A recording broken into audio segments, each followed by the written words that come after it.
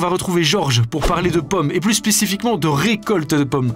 Parce que la Belgique a longtemps été l'un des pays phares de la pomme en Europe, parce que dans nos campagnes, presque chaque ferme avait son ou ses pommiers d'anciennes variétés, parce que, encore aujourd'hui, de nombreuses associations belges œuvrent à préserver les vieilles essences régionales, parce que, bref, on te retrouve avec Georges.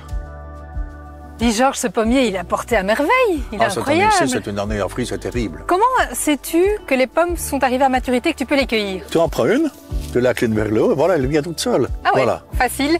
Et alors, petite question, est-ce qu'on cueille avec le Ah oui, pédoncule? toujours. Ok, oui, important, oui, ça va. oui. Toi, dans ton jardin, tu as essentiellement des variétés J'ai des variétés anciennes.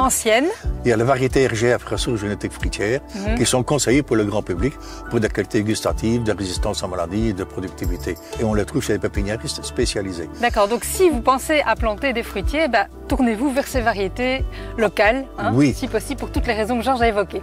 Alors ici, c'est un pommier, tu disais variété hâtive. Ça veut dire qu'elle donne ses fruits assez tôt dans la saison. Ah oui, à partir de 15 août, ça commence à donner. Et puis alors, il y a d'autres variétés. Qui vont seulement produire et qu'on cueillera seulement au mois de septembre, voire au début octobre. Cette année-ci, on est en avance. Ok, d'accord. Bon alors, tu cueilles tes pommes. Après, l'étape suivante, c'est la conservation. Ouais, il faut les conserver, je veux dire, dans un endroit relativement aéré. Suivant les variétés, elles conservent plus ou moins longtemps. Cela aussi, c'est pas toujours évident. Mais on peut faire d'autres choses avec. Surtout avec les fruits tombés, parce que là, on va pouvoir les utiliser. On peut les sécher, faire des pommes séchées. On peut faire des poires séchées aussi. Ah bah écoute, je te suis, allons-y. Allez, bien. Ça m'intéresse. On va les couper en quartier, évidemment, jeter les parties qui sont pas mochées, et puis on les passe au séchoir. Celui-ci est un séchoir électrique, résistance électrique et ventilateur, une colonne d'air chaud qui vont dessécher les fruits. On peut sécher aussi au four éventuellement, mais 60 degrés maximum, porte entrouverte. D'accord. Et donc le résultat, c'est ça. Voilà. Des petits fruits séchés pour les collations des enfants, sympa. Les petites pommes apéritives. Aux petites pommes apéritives pour les plus grands. Oui, vas-y, bon appétit, merci. Ok, je vois que tu as aussi des prunes. Les prunes.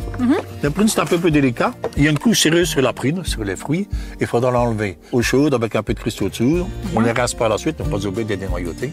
Bien sûr. Et puis on va les sécher, même principe. Même principe. Ok, super. Je vais te faire goûter ceci. Ça sont des poires. C'est la poire séchée, tu vois. Mais tout est très très bon, effectivement. Ça se conserve très bien. Merci Georges pour ces bons conseils anti-gaspi, puisqu'avec ça, en fait, on peut valoriser l'entièreté de notre récolte, y compris les cabossés, les malmenés, qui feront des délicieux petits encas. Moi qui cherchais un bon plan pour le 10h des enfants, me voilà avec quelques belles idées. Merci Georges.